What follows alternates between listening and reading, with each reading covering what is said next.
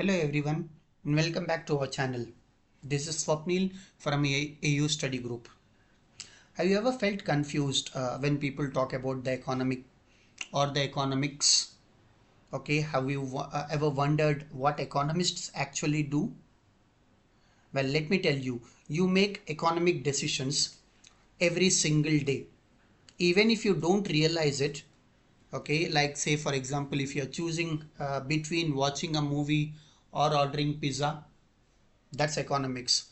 If you are choosing, say, if you want to buy a t-shirt or go out with friends, that's an economic choice. Okay, now today we are going on a journey to understand what economics really is by looking at how its definition has changed over time. Okay, the definition of economics has been changing. Now, no confusions, I promise. Okay, let's just break it down. Okay, now let's rewind a couple of centuries. Meet Adam Smith.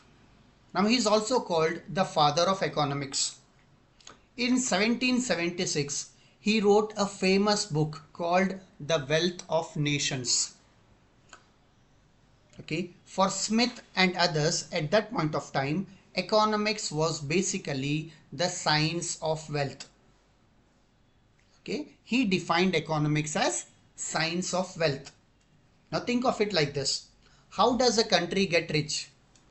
By producing lots and lots of stuff, right? Physical goods like foods, clothes, tools, buildings. Okay, the more tangible things a nation made and accumulated, the wealthier it was. Right? Simple enough, right? Yeah. But does wealth only mean physical stuff? Now, what does happiness or service like teaching or healthcare do? Well, that actually led to a next idea. Now, fast forward about 100 years later, we meet Alfred Marshall. Now, he thought economics should be about more than just factories and gold.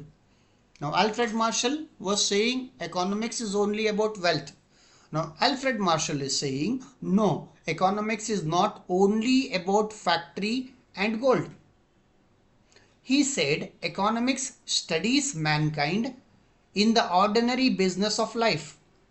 It examines how people get their income and how they use it.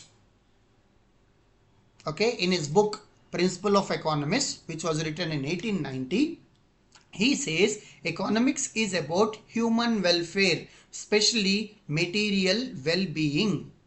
Okay, so it's not just about having wealth, but how that wealth or lack of it affects people's quality of life. Okay, are people better off?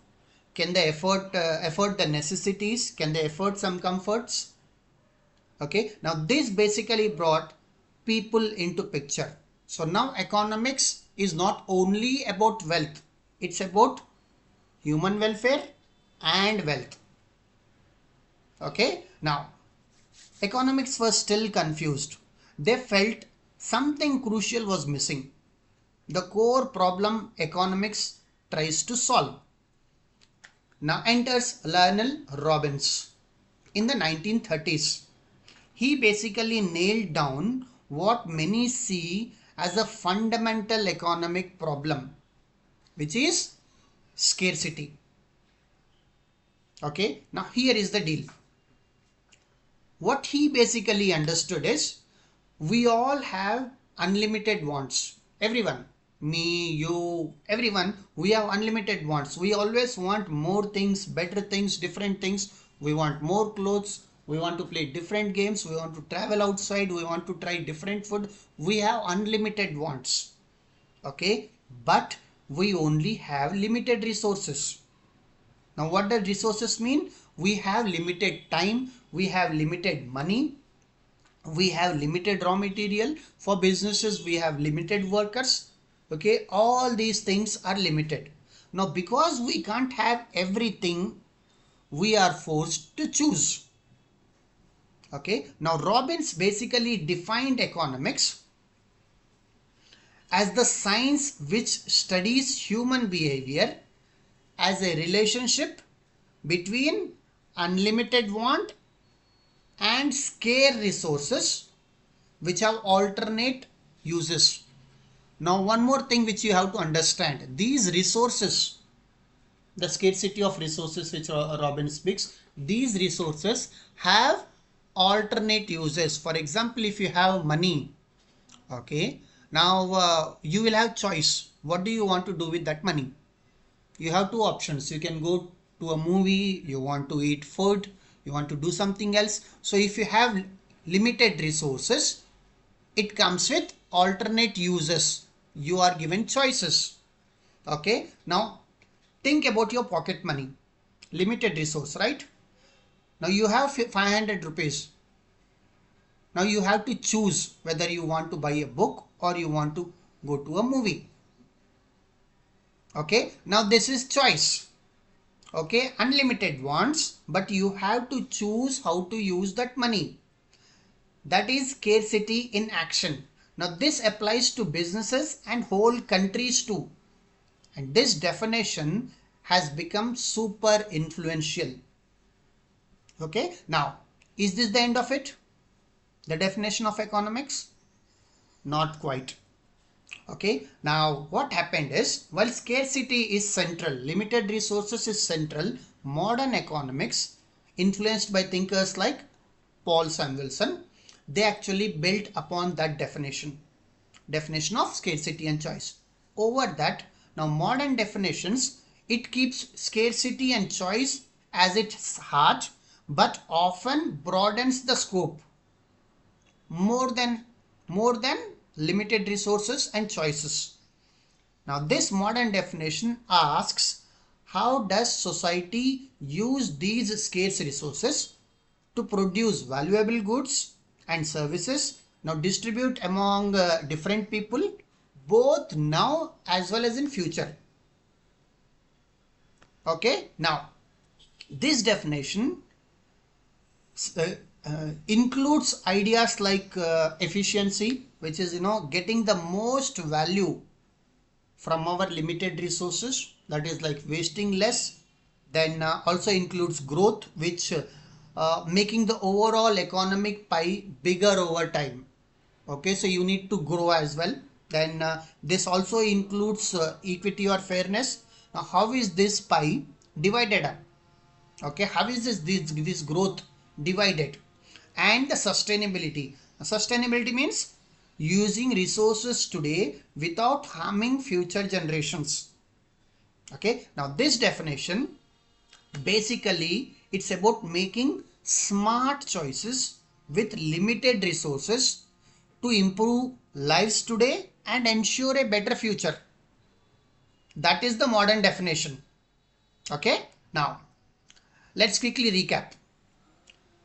Economics definition basically went from focusing on just stuff, that is only wealth, to people's material well-being, that is welfare, which was Marshall's point, to the core problem of limited resources or scarcity, that was Robbins' point, and finally to the whole process of using these resources wisely for now as well as for future. Okay, now why does knowing this matter to you? Okay, now because understanding these ideas helps you make sense of the world. News about jobs, price, taxes, what is happening in today's world, your own decisions about saving and spending, it's all connected to these core economic concepts of resources, choice and well-being. Okay, now economics isn't just a dry theory. It's a study of choice we all face every day, trying to make the best of what we have. From Adam Smith's focus on wealth to today's focus on sustainable well-being, it's basically a field that keeps evolving. Okay, it's like a human being. Initially when you start earning, okay, when you start going to job, you basically look only for wealth. Okay, gradually as you actually gain more experience, and if you as your life expands, by the end of the your life, gradually you move on towards your own growth as well as for your future's growth. That's how economics has been designed. Okay, now I hope this has made economics a little less confusing and a bit more interesting. Okay, now if you found this helpful, please give this video a thumbs up, subscribe for more simple explanations, and let me know in the comments what is one economic choice you made today. Okay, now thank you for watching and see you next time.